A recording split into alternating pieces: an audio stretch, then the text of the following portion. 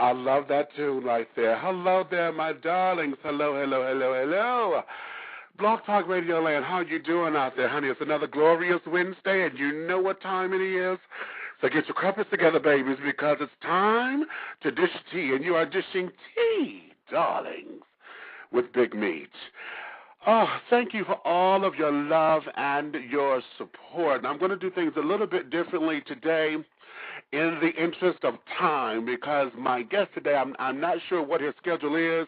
I just know I'm very grateful that he's scheduled some time to come on and dish his tea with me. So to all of my sponsors and everything, I'm going to acknowledge you after all of this is over, okay? But if you're online right now listening by the computer and wish to join in on the conversation, have questions, comments, or concerns, please dial 347-205-9183. Again, that's 347-205-9183.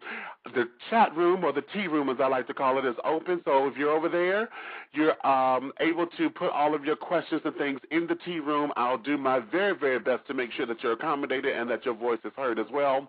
Please keep in mind, honey, this is just a written word.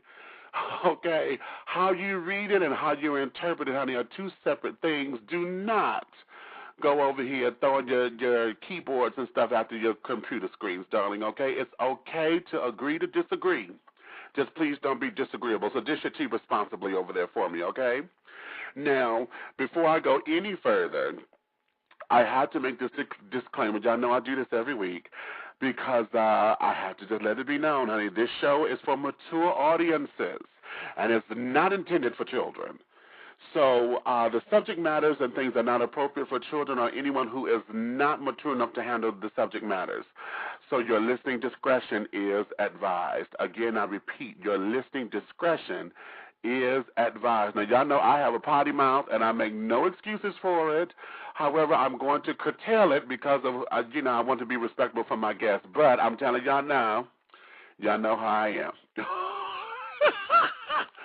Okay, all of my sponsors, Trade Day Management, Pharaoh's Treasure Box, Parisian Wine Productions, Life Fellowship of Christ Ministries, Echem Vidal Couture at Brick Brothers Network. I want to thank you all. I will acknowledge you even further at the end of the program. So now, before I bring him in, I want to give you just a little bit about him. I call today's show A Renaissance Man for a Renaissance City. Mr. Charles Pugh has set up and has become a legend in his own time, as he has graced the history books of being elected the very first openly gay city council president of the city of Detroit. Before his political endeavors had taken place, many of you may know him from his days with Fox 2 News in Detroit, Michigan, as he was one of the television anchors. He was the weekend anchor, one of their most sought-out reporters, investigative reporters, that is. He's a product of the Detroit public school systems, and throughout many of his challenges that he's overcome in life, being an orphan because his parents had passed on at an early age, he's overcome all of those obstacles and become the man that he is today. He's soon to be celebrating a birthday on August 3rd, so happy birthday to him. And we want to make sure that as the city council president of Detroit, that as he campaigned to be a force to be reckoned with and to make sure that your voice is heard. It is not about him, it's about the people and the citizens of Detroit, that we make sure we hold him accountable to that. So without any further ado, I would like to bring on, this is Council President Charles Pugh. My darling, are you there? Hey, Meech. Hey, baby boy, what's going on? How are you? We're just trying to run the city. I'm so proud to be a member of this community who has worked hard and become an integral part of how we're going to move forward. And I want everybody listening. I'm serious. I want everybody listening to know that ultimately coming out is your freedom. Say that. putting your foot down and being who you are, but more than that, beyond that, because you can just say, hey, I'm gay, and then be a loser, or say, hey, I'm gay, but then don't have anything to contribute. But once you do come out, the coming out process should involve having an excellent support system, family and friends who love you, and family and friends who will support you and stand up for you and fight with you if necessary.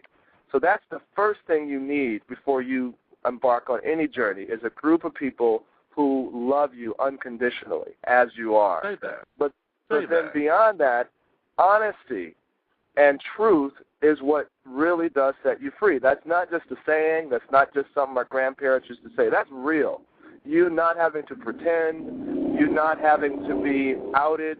It can't be, used against you when you say, you know what, telling somebody I'm gay is not something that you can use against me because I've already told everybody. So try something different. Exactly. Okay? Exactly. So for me, this was just, the election last August, which was the primary election, I came in first place by 10,000 votes. And then the general election in November, which was the election that put us into office, I came in first place by 8,000 votes.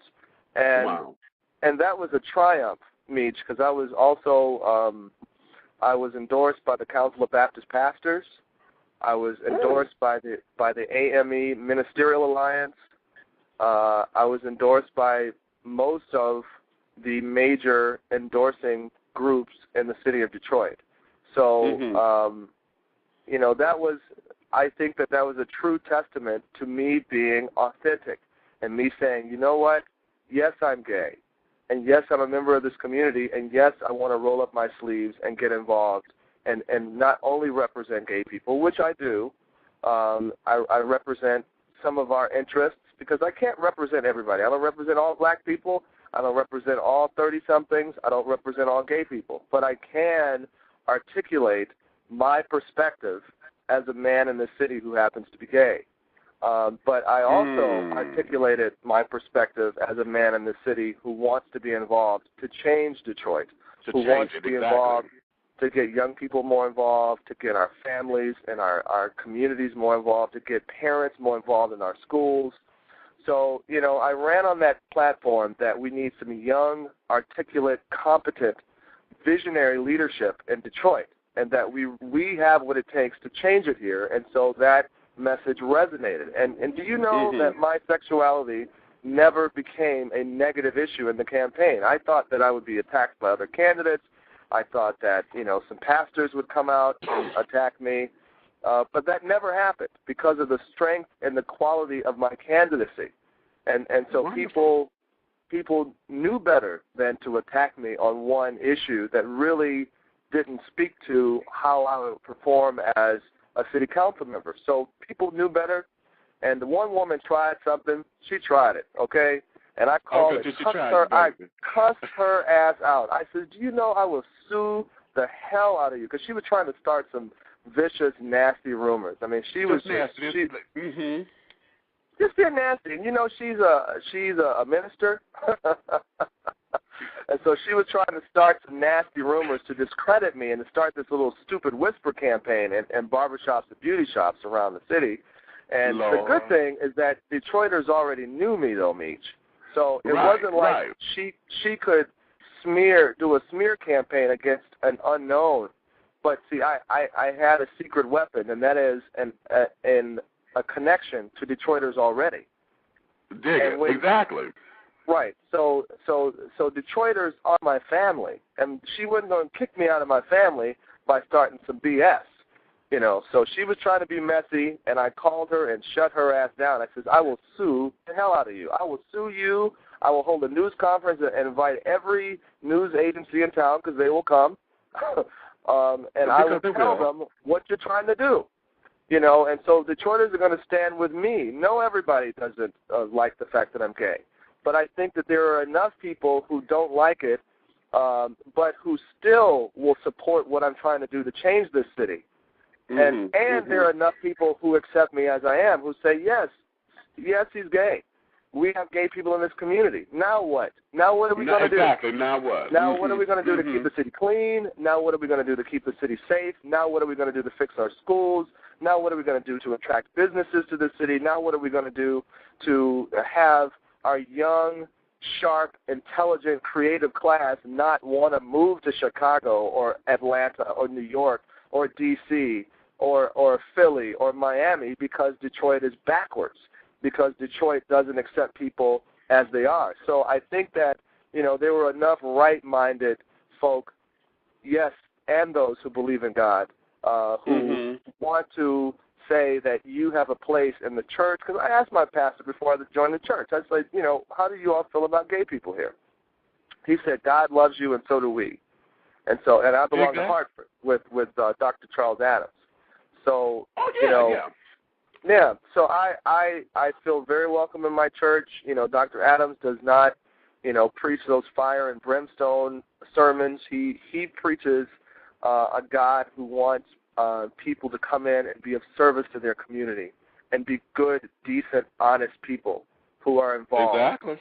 And so it was on that foundation of joining an excellent, welcoming church that was involved in the community, to have a family who loved me, and to have a city who knew me, a city who knew me through the radio, a city who knew me through television, and a city who knew me through my advocacy and my activism in the community. And so, I had the support already. So it was just a matter of me of organizing the support and saying that, this is the kind of leadership that Detroit needs, not one who will hide who he is, not one who will pretend and be something that he feels somebody else should be, but to be who I am and to say that everybody should. Everybody, Detroiters, we can't afford to turn anybody away.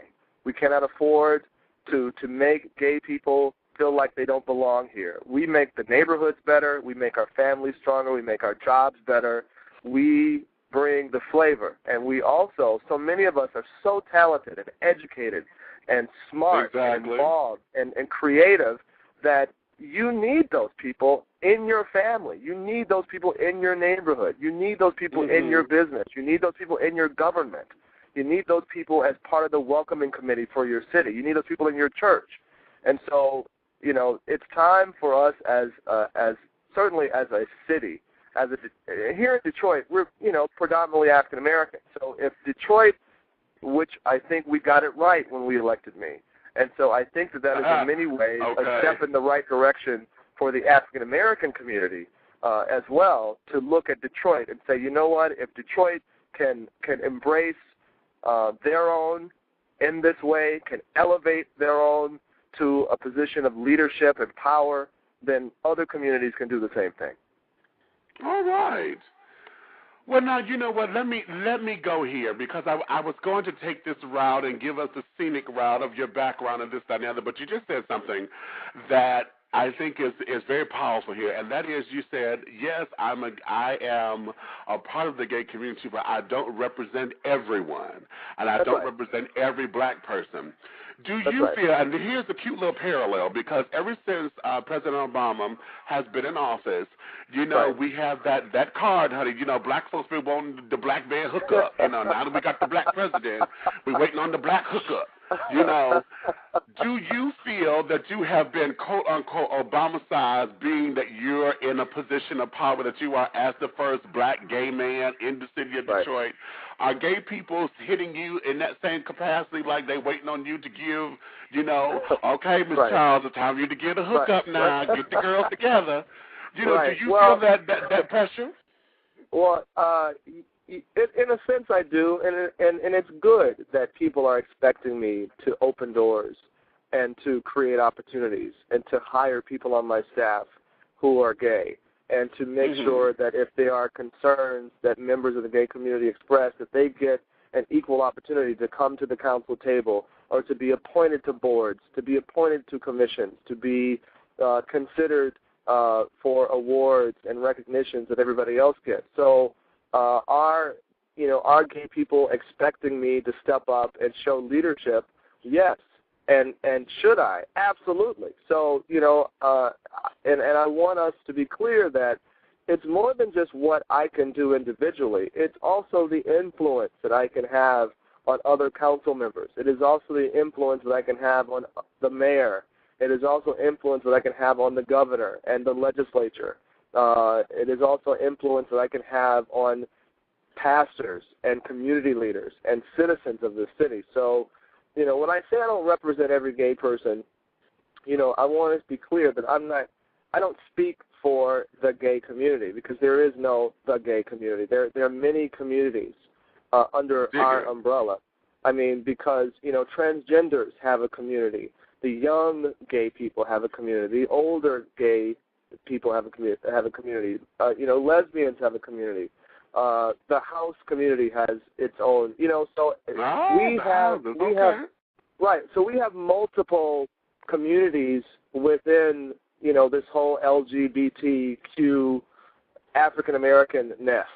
I'm not purporting to speak for everybody, but what I am is an example of one part of that community as an African American gay male in my 30s, as what one person has done to be able to build a coalition and who is willing to pull others along in this process and to provide access and to shed light on issues that transgenders may have and may need somebody with a voice and with some power to help. That young lesbians, that young gay men, that families with gay children. So, and our issues with our children in schools and harassment. I mean, these are issues that I can give voice to, that I can allow other powerful people to say, you know what, we didn't know that this was an issue. Now that we know, here's what we can do. Here's a law that we can change. Here's an ordinance we can pass. Here is a policy that we can amend. Here is inclusion that we can do. So, I'm just excited to have this opportunity. I want, other people listening to know, particularly our young people who, have been tortured by being LGBT. They've been tortured by their families. They've been tortured by their churches and these small-minded pastors who don't understand the omnipotence of God, that God is not who they say he is, but God is God. And so, exactly. And so, my thing is that for all these, young people who are grappling with this issue, for all these young people who are considering suicide, I say, stand strong and know that God loves you. And through that love, through knowing that God loves you, that you can be impactful, you can help other people, you can help yourself, you can learn to be proud of who you are and learn of the other gay and lesbian members of this community who were very integral. They need to know about Bayard Rustin, who was the architect of the March on Washington. The Civil Rights Movement, that's right. That's right, and was a major, major player in the Civil Rights Movement. They need to know about James Baldwin. They need to know about Lorraine Hansberry. They need to know about Zora Neale Hurston and Langston Hughes and George Washington Carver. They need to know about these people who were successful African-American figures who also happen to be gay. And for these kids who want to kill themselves, or more than just die physically, but to die emotionally. Spiritually and emotionally, that's right. And intellectual, and be caught up in a downward spiral of doing nothing. And, I want our young people to realize that, with a strong support system and a strong network of people who care and who will fight for you and with you, you need to maintain and get your education. You need to use your creativity, that creativeness that so many of us have, to use that to your advantage, to use that to help your community. So we have a lot of business owners that are out there but just don't know that they have a business in them. They don't know that talent that they have can be translated into making dollars and employing other people and helping our community. They don't know that they can organize and have political power. That, so many of us may think that being gay makes you a pariah and makes you just this isolated group of people that nobody wants to listen to, that's some BS. You know, the reality is, if you organize and you raise money, listen, politicians listen to those who have money. That's you know it. Okay, now listen to that, children. Because people who run for office need to fund their campaigns. They got to pay for their commercials. They got to pay for their lawn signs. They got to pay for their radio ads and their newspaper ads and their internet ads. They got to pay for the website to be built. They got to pay for their business cards. So they need to raise money. And so for us as gay people, we need to organize and start forming political action committees called PACs all around the country. In various cities around the country, young African American gay people need to form political action committees, because then you come up with a set of concerns that you have. Is it police harassment? Is it issues of employment? Is it issues of housing? Is it something where you feel like that there should be a business district in your town? Every city should have a boys' town, like Chicago. Every city should have, like, I think it's called West Hollywood out in L.A. Every city should have a section like that, because we should have a place where we can go and have businesses and art museums and coffee houses and things of that nature that cater to our community, but also show our expression of who we are to the wider community. Exactly. But that can attract people. That can be a reason for people. You know, why do you think folks flock to Atlanta? You know, why do you think, Atlanta? That's right. Atlanta's open arm policy to people who are gay or lesbian is one of the reasons why Atlanta's economy is booming, is one of the reasons why Atlanta is a destination location for thousands of people around this country. And so, you know, so if cities were smart, they would embrace their gay communities, because that is one of the creative forces that make you a cool city, that repopulates your city, that raise your housing values, that allows like-minded, forward-thinking, progressive people to move to your city and fix it, to shop there, to buy homes there, to buy cars there, to buy clothes and other commerce there. So it really is a visionary approach to changing this country, but really, and we can do it community by community. And so I'm so glad that Detroit was progressive enough to embrace somebody like me instead of reject me and say, go away, we don't want you here. That would have been a real tragedy. Because I love this city. There is nobody on planet Earth who wants to see Detroit progress and grow more than I do. And so I should be allowed to roll up my sleeves and jump smack dab in the center of the mix to fix it. And I should be able to do that as I am, not pretending to love women, which I do love women. I love women as sisters and cousins and friends and neighbors and co-workers and staff members and grandmamas and aunties.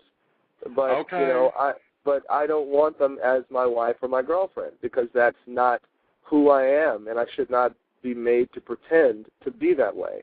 And I'm very respectful of those men who do love women romantically, and I think that we can work together as men to make sure that our young men grow up, but not confused, but to know who they are and to be who they are, and not have to pretend and date girls and act like they like them when they really don't. And we should not force our children to go through. They talk about, well, he's just confused. Yeah, he's confused because of your dumbass. How about it? Okay. Well, see, all that goes up under the education component, and let's get down into it, because I know when I told folks you were coming on the show, everybody jumped on this. It's a complex thing about the educational system. Now, before I go into it, let me say that I've heard your proposal. Yes. That you want to do with bringing on and the new board and having a hybrid board and this, that, and the other. Right. I've heard it. And listening to it, it has all of the ramifications that is required that we've been seeing on television for voting in the Supreme Court justice and this, that, and the other. There's a whole right, checks and a balance confirmation system process. here. Yes. Exactly. And I've been listening to it. I happen to agree with your proposal, how you want it. Now, a lot of the constituents out there are a little upset because they're trying to understand what this is that Mayor Bing is doing, but wanting to take over the system. And, right. A lot of folks are very upset with that and really not in agreement with him on that. Right. And my question to you is, the first part of it is, how are we going to implement, or do you have to get your proposal passed so that it can be implemented into the system, and how soon do you see that being part of the policy? Right. Well, the thing is, all this pressure is being put on the city council to put a question on the ballot to allow Detroit voters to weigh in on this issue. But the reality is the question is only an advisory question that we could put on the ballot, which means that if we vote on it, it would not change the school system. What would happen is, if Detroit's vote, if we as a city council put this question on the ballot for November, and Detroiters do vote yes or no on this, then what that would do was signal to the legislature, to the Michigan legislature, what the city of Detroit, what direction we wanted to go in, and then the legislature ultimately would have to do it. And so it is not a city council issue, because every school system across the country is a creature of their state's legislature. So Atlanta School District is a creature of the Georgia legislature. Chicago School District is a creature of the Illinois legislature, and is the same is true with Detroit and every city in the country. And so I put together that proposal for our legislators to consider for how our school system should look, the checks and balances. Because, in these mayoral forms of school districts, they have the mayor appointing the superintendent and then can fire the superintendent, and then it's an appointed school board. See, I don't agree with us having just the mayor having this power. I believe that the mayor should nominate a candidate, but that the city council should approve this person. And the council approval process is what would make it public and have the public have input. So that they could help us decide who the superintendent would be, and that the mayor would have to work with a mandatory selection committee of parents and educators in the first place as part of my proposal, and that there would be a hybrid board. It would be some who are appointed, but also some who are elected, because people are adamant about their right to vote for school board members, and so I think we should be able to keep that. But this is, I think, a compromise, sensible plan that can work, but the city council cannot make this happen. It would have to be the Michigan legislature. So ultimately, I would have to really lobby for this proposal to happen with our state legislators, which I'm prepared to do. Oh, well, dig that. Okay, now listen.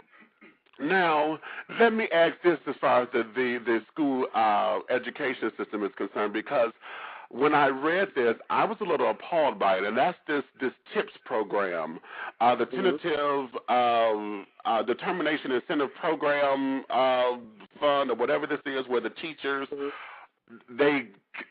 how it reads, let me put it that way, how it read to me is that it was almost a coercion for them to vote to pass this into place, to where the teachers have to, take this extra money out of their pay, this $500 a month, to put into this non-interest bearing account and this, that, and the other.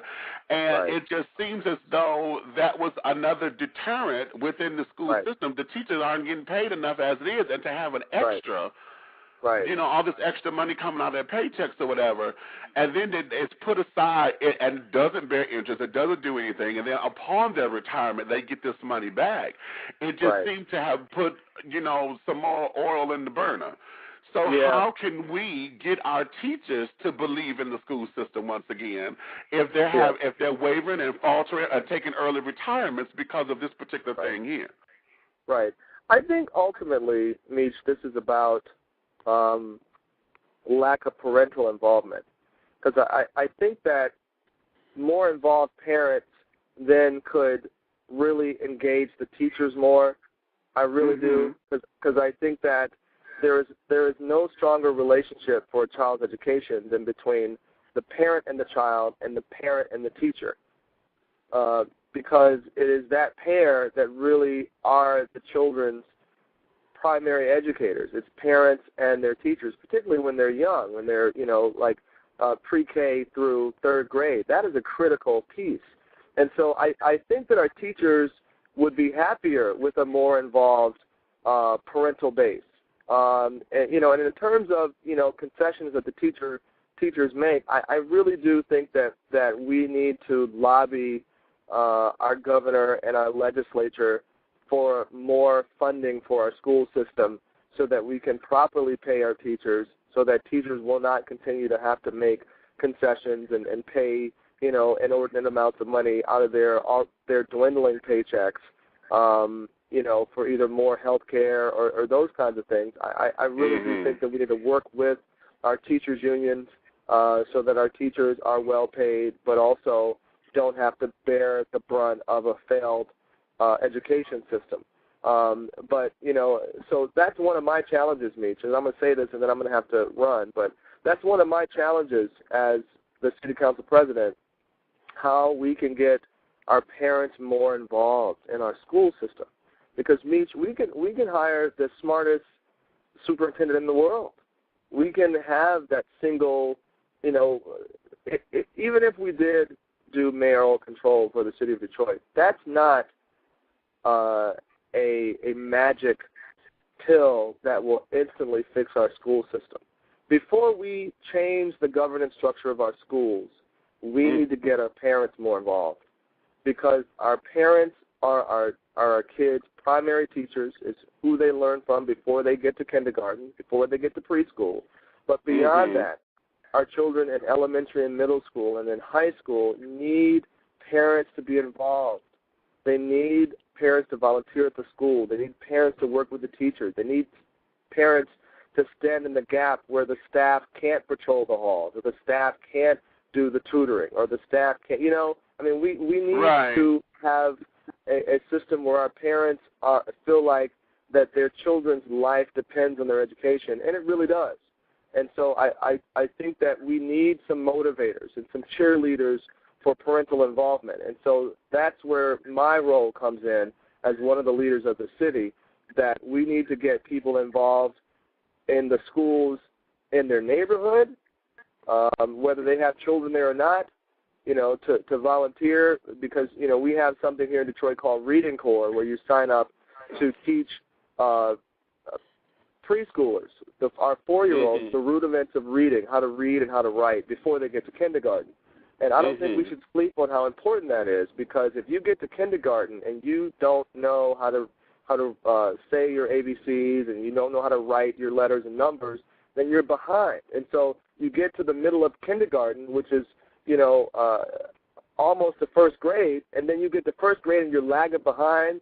And people don't realize that, by the third grade, if you don't have strong reading skills, then really you are a candidate for dropping out.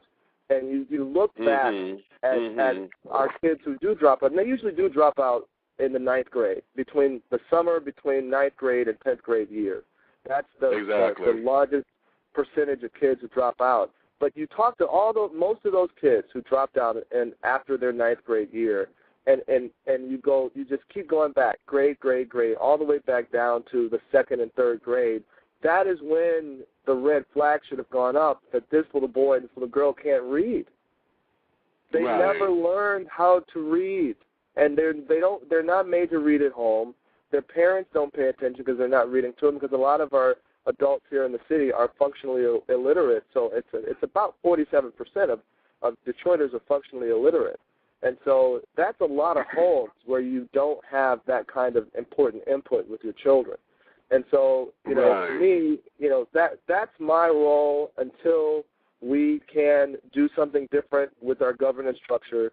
I'm going to be committed to trying to get parents more involved in their child's school, but more importantly, the community more involved, our churches, our businesses, our foundations, our community groups more involved in the schools in their neighborhood, because we can't act like that it's just the teacher or the principal's problem to educate our children. It's really it's a whole community's problem. It's our problem of educating our children, and it's not a problem if we can do it. Okay, well, listen, did you have time for one caller? Because I got callers calling in. I could take one. Let me go here, 313-258, 313-258. You're on with Big Meech and Council President Pugh. Hello? Hello? Yes, you're on. Oh, Councilman Pugh, how are you? Hey, how are you? I'm blessed and highly favored. My question would be, how do we go about changing the criteria for the candidates that run for board member? And the reason why I ask this question is because I think that if the person that's running for one of those seats all had children or grandchildren in DPS, they would be more concerned about what's going on in DPS. I agree with you. I think that we should do a better job as a community of screening these candidates. I think, and part of the problem is the fact that the media really take a hands-off approach to our school board elections, and so therefore people are not informed. But it's not the media's job to research these candidates for us. We, as concerned citizens of this community, and the parents, need to do a better job of researching candidates before they vote on them. But more than that, the leadership in the city, we need to do a better job of raising money for good candidates and endorsing candidates who we know are competent, who we know would do a good job of being smart with our finances, of being innovative with how we educate our children. So it's partially my fault, it's partially parents' fault, it's partially our pastor's fault that we don't speak up and we don't rally around the competent candidates and hold them up so the community can see, look, you trust me, you elected me, you trust me, now know that I'm endorsing this person. This is who I trust for school board. And I think if you take a look at this person yourself, then you will like them too. And this is who I'm voting for school board, and I would strongly suggest that you also vote for this person, because if you elected me, then this is the kind of person who I would elect. So please use me as a guide for helping you to choose your school board member. So I think that the leadership that this city believes in and trusts needs to step up, stand up, and be organized, but to also help us get a better school board, because that's part of our problem. Okay, one more thing. Yes, ma'am. When you were saying that parents need to be more involved, they would be. However, you have administrative staff that talks down to the parents and make them feel like children, and then they won't return. And I know this from experience because I've been in the education system I went through it with mine, and then I'm going through it with my grandchildren. So I know for a fact. I love our grandmothers. Y'all make such a huge difference. And that's really unfortunate that the principal would allow that. Any staff to make a parent or grandparent feel like that they were not an important part of the process, because you are. I mean, the school needs you. The kids need you. That community needs you. So, I wish that, there would have been a situation where that administrative person could have been reprimanded and taught the value of parental involvement. And don't you do or say anything that would discourage our parents, particularly those who act like they got some sense and really want to be involved in a positive way. So, if I were in charge of that situation, you never would have been talked to like that. And I will, certainly make sure that I send the message that principals need to be on that all parents and grandparents and responsible adults who really want to be involved in the school should be welcome to come there and help make a difference. Thank you. Thank you, my love. Thank you. Oh, I wish, I need to come back more often, because I wish I could stay longer. But, you know, I know. I'm going to send you that invitation for a part 2 because I know you got to run, and because I want to get into questions about the budget, and I was trying to get you to discuss what the role of the city council president was, because a lot of folks just think you're just there and don't realize the tough decisions. And then it's just a number of things I wanted to get into. Well, I can quickly answer the question about city council president. The city council president's position is a very, very key position in the city. Because if anything were to happen to the mayor, if the mayor were to resign or in any way be incapacitated, then the city council president would be the mayor of the city. So that's a very important selection to make as a city. That person has to be competent, has to be very aware of not only their job as city council president, but also the job of the mayor. City council president also presides over all of the formal sessions of Detroit City Council and chairs all the budget hearings. The City Council President also makes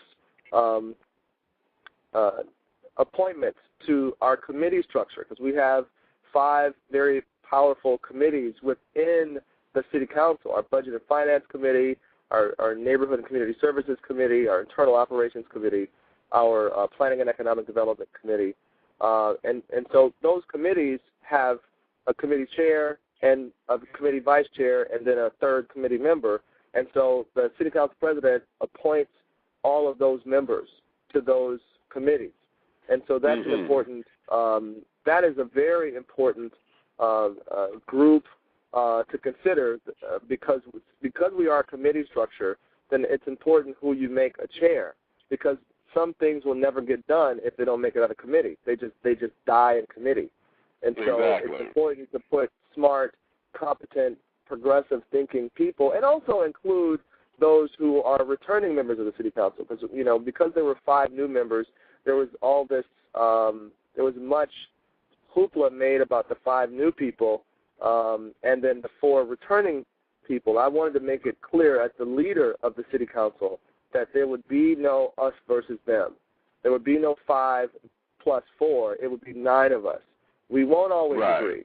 But what we are going to do is be professional. We're going to get along. We're going to work together, and we're going to change Detroit together, even though we don't agree necessarily specifically on how we should get there, but we're going to work together to get it done. So the role of city council president is a key role, because you set the tone, you help set the agenda, you help drive policy and make it very well known what the priorities of this community are. And so that's why I'm so grateful to be in this position, because we've got a lot of work to do, and we need some committed Detroiter like myself who is going to be in this position, who's going to have an open mind, an open heart. I am humble enough to know that I don't know everything, and that the answers lie in us. And but I'm a part of us. But I'm smart enough to know that you got to include all of the decision makers to make a really make the best decision, and allow people who are different to let their voices be heard as well. That's the only way we're going to progress as a city. Exactly. Okay, I know you have to run. Okay, yes, you are. I'll get with Capri. We'll set it up because, we got to talk about a few other things. Okay, cool. Namely that budget, honey. Why is it that it appears one way and this, that, and the other? Because I want folks to see you in a positive light and not just a big bag ogre always cutting. I wanted, when we come back, we're going to explain why the cuts are what they are. So I'll but get I will with you say soon. this: we didn't let any parks close, including Palmer Park. I want to be very, very, very clear about that, because folks are trying to be shady. You're trying to shut down Pride. That is the dumbest thing I've ever heard in my life. If there's anybody who wanted Pride to happen in the city of Detroit, it was me. How stupid is that? That we had people calling me like, I heard you were trying to shut down the park. No. That is the exact opposite of what the truth. I was fighting to make sure we kept it open. And it was open, and Pride happened. So exactly what I said was going to happen did happen. So I want people to trust me and listen to me the first time I say things, and not listen to other people who really don't know what they're talking about. Okay. Well, all right then, baby. Thank you. We'll talk again soon. No problem. All right, baby. Thanks for the opportunity. I can't wait to come back on. I know you got a platform always, baby, right here. Okay. Thank you. See you later. Thanks, sugar. Bye-bye. All right, ladies and gentlemen, that was City Council President Charles Pugh giving us a little bit of the lowdown, and I knew he was going to be running and carrying on. For those of you who had your hands up and I didn't get to you, I do apologize.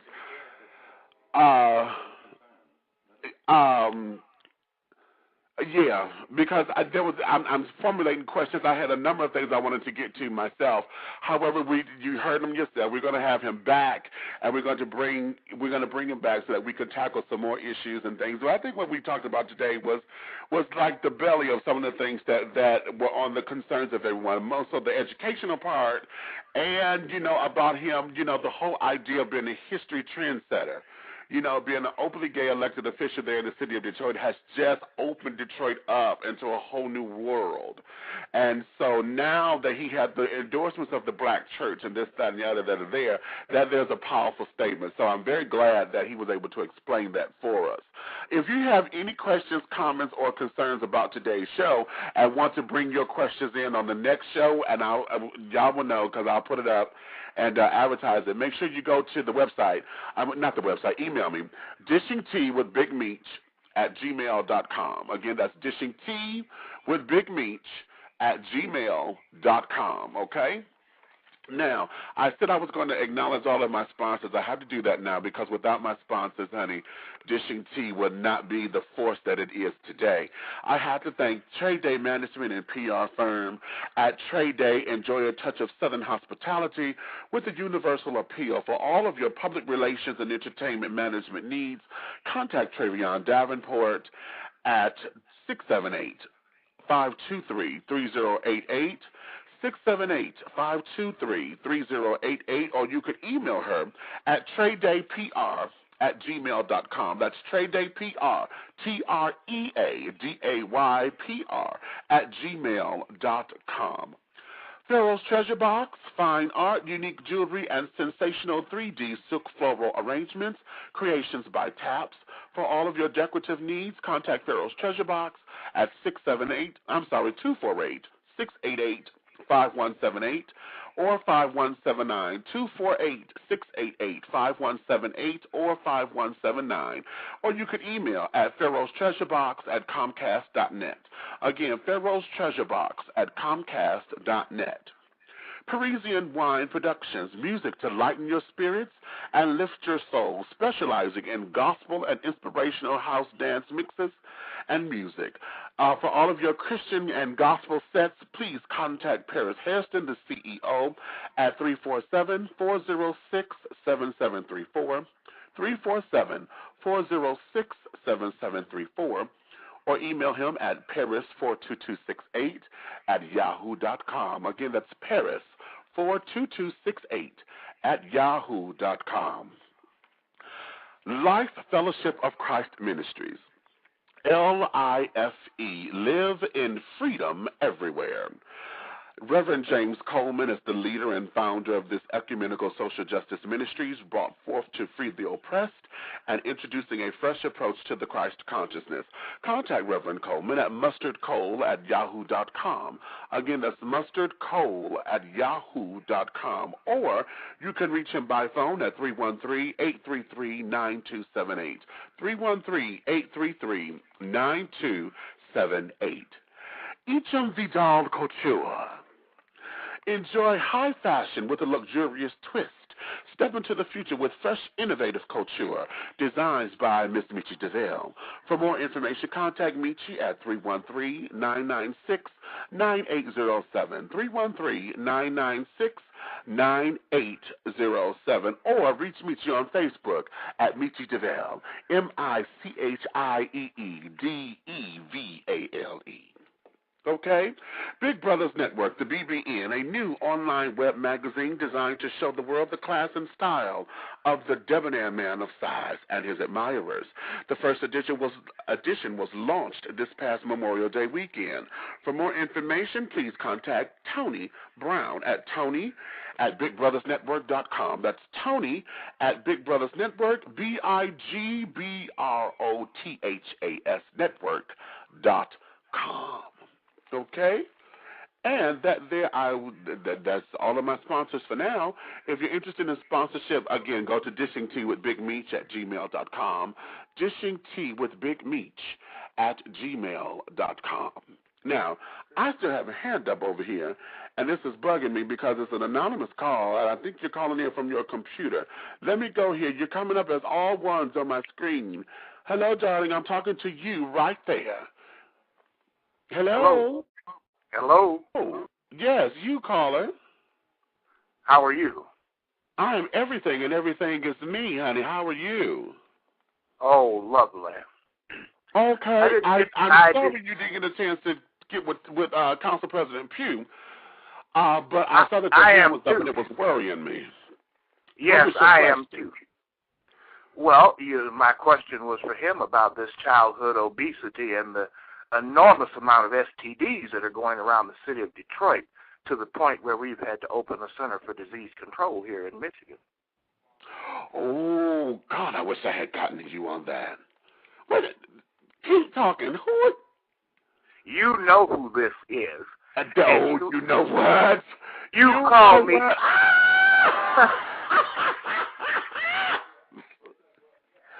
You know what? Hey, baby, welcome to the show. Yes.